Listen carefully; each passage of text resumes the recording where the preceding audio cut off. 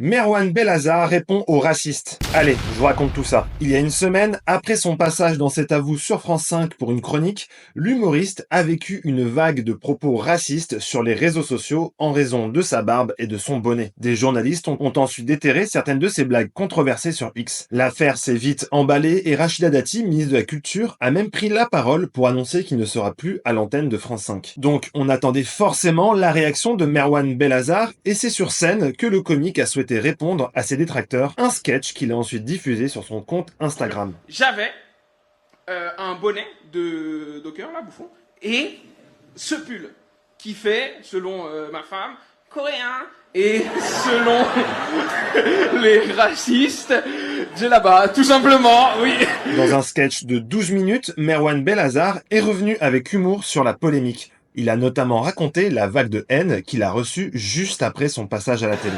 Quand tous ces gens-là, tu sais, ils parlent de toi toute la journée à la télévision, etc., avec les racistes sur Internet, des gens du gouvernement, plein de trucs, ça crée une espèce de vague de haine.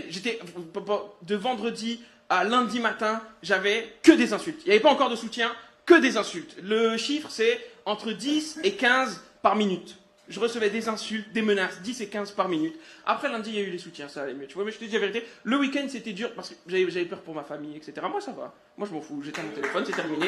Mais Merwan Belhazar a expliqué que le plus frustrant a été le fait que sa chronique avait été super bien accueillie par les équipes de C'est à vous, dont notamment Anne-Elisabeth Lemoine.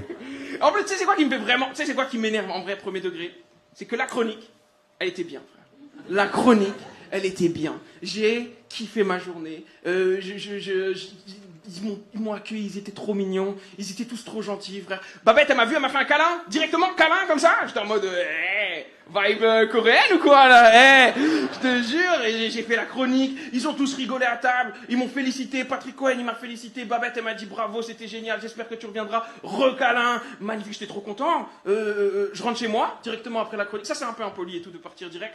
Mais tu sais, eux, ils ont leur tradition de la télé, tu vois. Moi, je suis pas là-dedans. Moi, je suis rentré. Eux, ils faisaient leur truc, la cocaïne et tout. Moi, je suis parti, tu vois.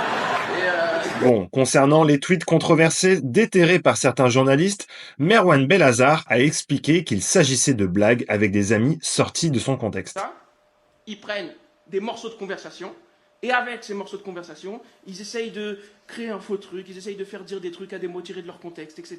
Par exemple, ils ont pris une conversation que j'avais eue avec une meuf, tu vois. Je lui disais, tu sais, je draguais maladroitement, tu vois. Je lui ai dit, elle m'a dit, elle a dit qu'elle avait raté le livreur UPS alors qu'elle avait payé la livraison Prime.